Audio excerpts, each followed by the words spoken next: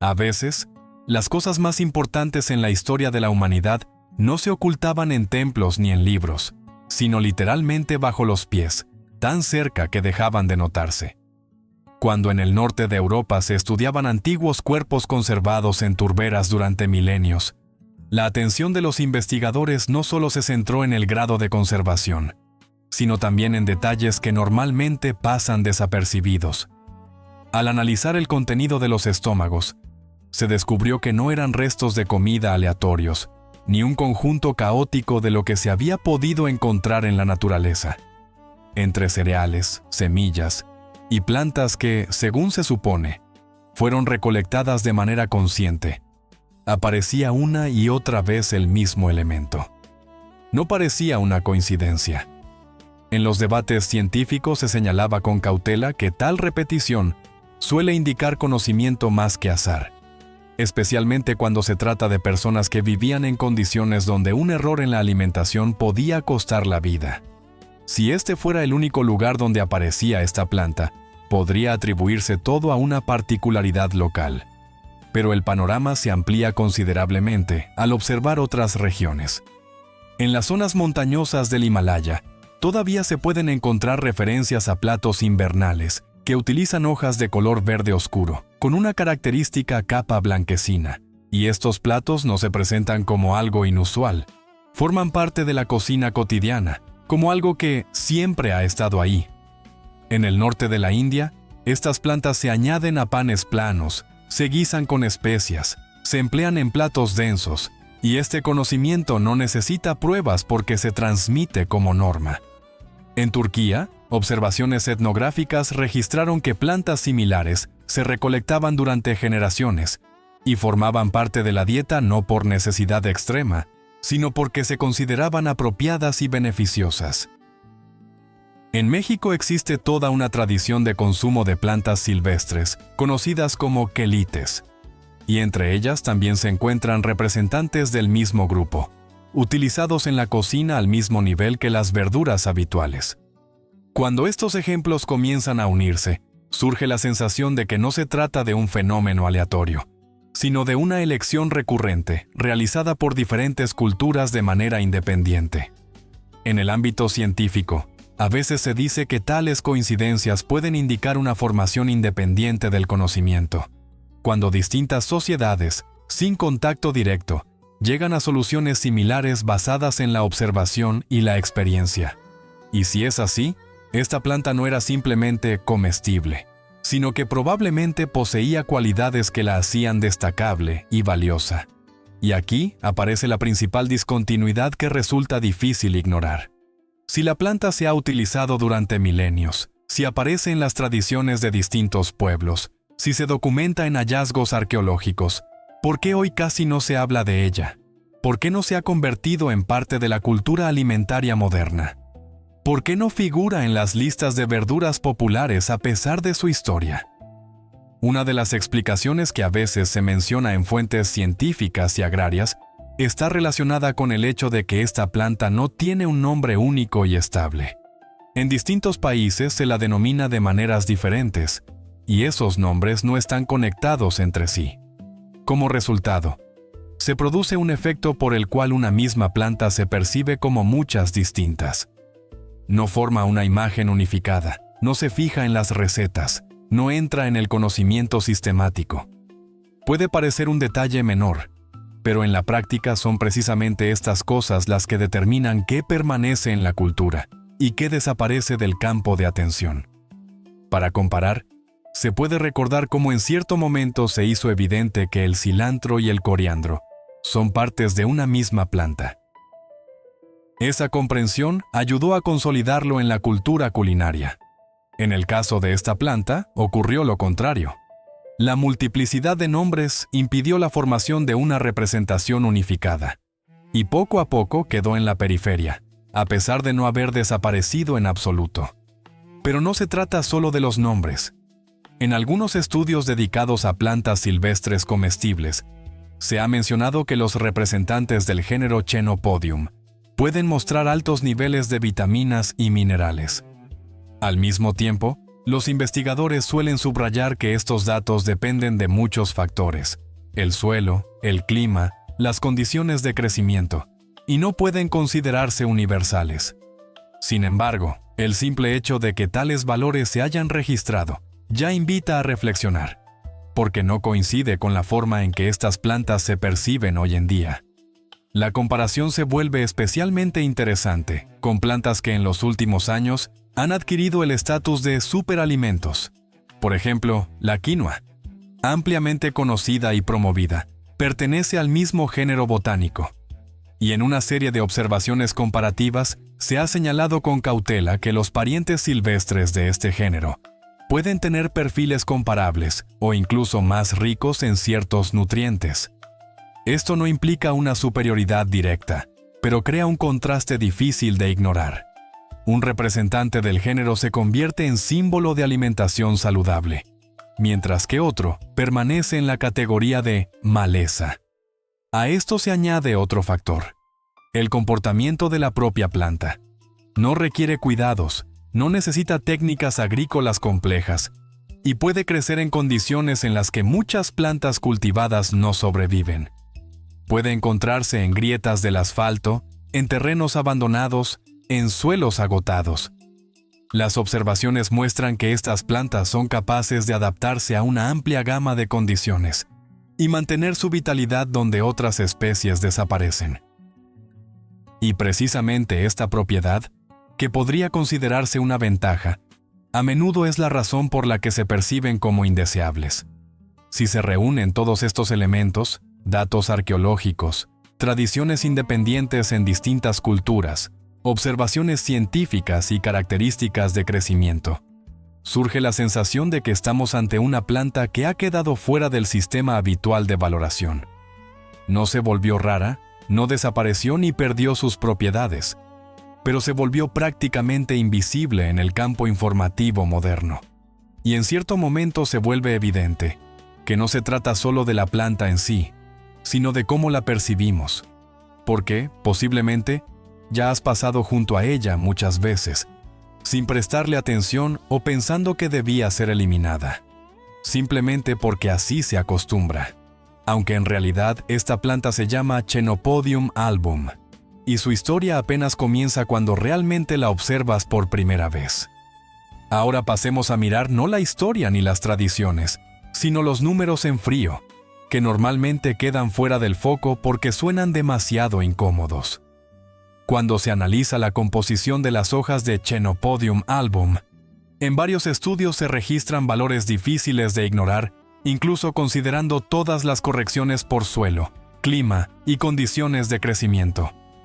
En 100 gramos de hojas frescas pueden encontrarse casi la ingesta diaria completa de vitamina C, una proporción significativa de vitamina A, cantidades notables de riboflavina, manganeso y calcio, mientras que el aporte calórico sigue siendo extremadamente bajo. Esto no parece simple hierba, parece un sistema alimentario concentrado que existe por sí mismo sin intervención humana. Si se compara con lo que se suele considerar verdura saludable, la diferencia se vuelve aún más evidente. En observaciones se ha señalado que, en algunos parámetros, esta planta puede contener varias veces más vitamina C y calcio que la espinaca, y también mostrar valores superiores en ciertas vitaminas del grupo B. En comparación con la kale, se han mencionado niveles más altos de vitamina A.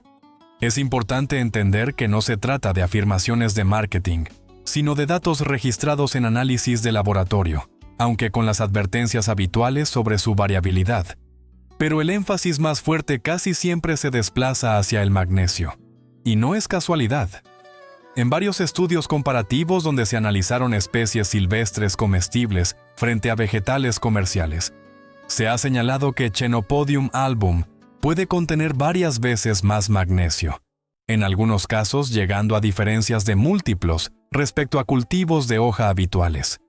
Esto ya no es un poco más, es una brecha que obliga a preguntarse por qué casi no se habla de ello.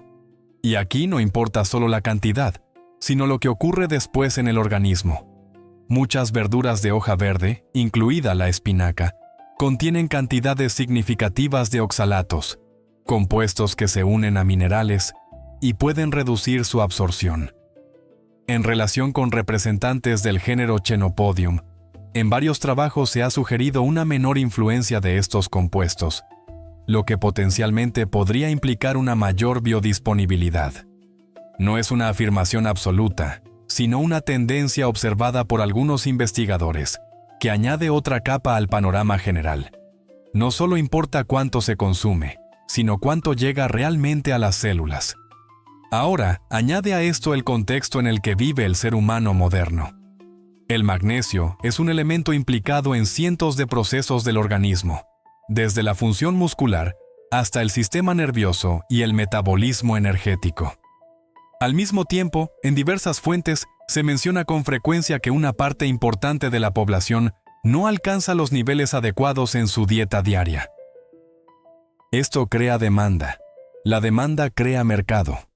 Y el mercado responde con productos, tabletas, polvos, cápsulas, donde el magnesio se presenta en distintas formas químicas, óxido, citrato, glicinato y decenas de variantes, cada una promocionada como solución. Pero aquí surge una diferencia fundamental. En una tableta, el elemento está aislado. En una planta, es un sistema. El magnesio no está solo. Está acompañado de fibra, enzimas, otros minerales y compuestos que interactúan entre sí. El organismo no se enfrenta a un fragmento químico, sino a un alimento completo. Y esta diferencia rara vez forma parte del debate público, aunque afecta directamente a cómo el cuerpo percibe y utiliza los nutrientes. En este punto se podría decir que el alto valor nutricional lo explica todo. Pero en realidad no lo explica todo, porque hay otro factor que cambia las reglas del juego: el comportamiento de la propia planta. Chenopodium album no solo crece, se reproduce con una eficiencia que supera los modelos agrícolas habituales. Una sola planta puede producir decenas de miles de semillas, y en algunas observaciones se han mencionado cifras superiores a 100.000. Si las condiciones son favorables, las densas poblaciones pueden generar millones de semillas por hectárea, y el punto clave es que el ser humano no necesita intervenir en este proceso. Estas semillas no simplemente caen al suelo y desaparecen. Los estudios han mostrado que pueden mantener su viabilidad durante años e incluso décadas. En distintos trabajos se han mencionado plazos que van desde varios años hasta varias decenas, y aún después de largos periodos en el suelo, parte de las semillas conserva su capacidad de germinar. Esto significa que la planta no depende de un ciclo anual de siembra. Crea su propio banco de futuro, que se activa cuando las condiciones son adecuadas. A esto se suma otra característica, una adaptabilidad extraordinaria. Puede germinar en distintos tipos de suelo, tolerar amplios rangos de pH, resistir sequía, salinidad y bajos niveles de nutrientes. Se la puede encontrar desde regiones frías hasta zonas cálidas, desde llanuras hasta áreas montañosas. No es un cultivo que requiera condiciones ideales. Es un organismo que convierte casi cualquier entorno en una oportunidad. Y aquí aparece una pregunta que ya va más allá de la biología. ¿Qué ocurre cuando una planta no requiere intervención humana, no necesita compra anual de semillas, no depende de fertilizantes y aún así puede aportar un valor nutricional significativo? Desde el punto de vista ecológico, parece una ventaja. Desde el punto de vista económico, un problema. El mercado global de semillas está basado en la repetición: siembra, cosecha, nueva compra. Muchos cultivos dependen de híbridos o variedades controladas que requieren la participación constante del productor. Chenopodium album no encaja en ese modelo. No necesita ser comprado de nuevo. No necesita ser actualizado cada temporada. Existe fuera del ciclo de dependencia. Una situación similar se observa en el mercado del magnesio. Es un mercado valorado en miles de millones y en crecimiento, basado en la prevalencia de deficiencias. Cuantas más personas presentan carencias, mayor es la demanda de suplementos. Pero si existe una fuente capaz de cubrir parte de esa necesidad sin costes recurrentes, se vuelve automáticamente incómoda desde la lógica comercial.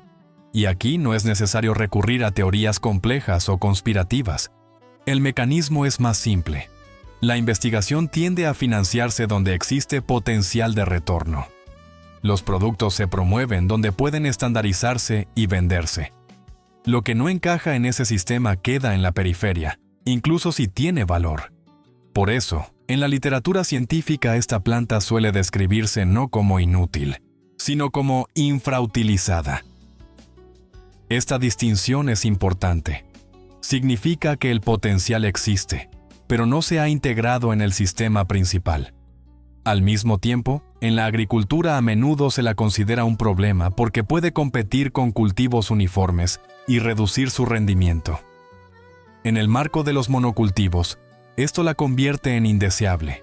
Pero si se cambia la perspectiva, se vuelve evidente que esas mismas cualidades, resistencia, rapidez de crecimiento, capacidad de recuperación, la hacen muy interesante desde el punto de vista nutricional. La historia ya ha mostrado casos similares.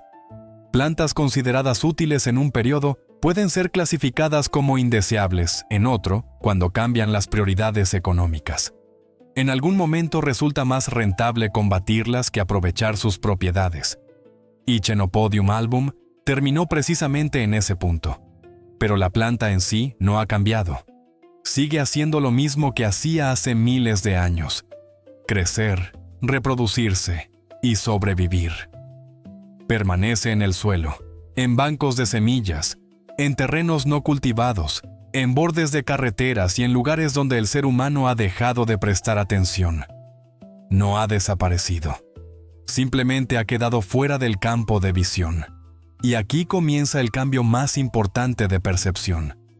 Porque ignorar una planta así no es solo perder una fuente de alimento. Es un ejemplo de cómo un sistema puede dejar de ver aquello que no encaja en sus reglas, incluso cuando está justo delante de sus ojos.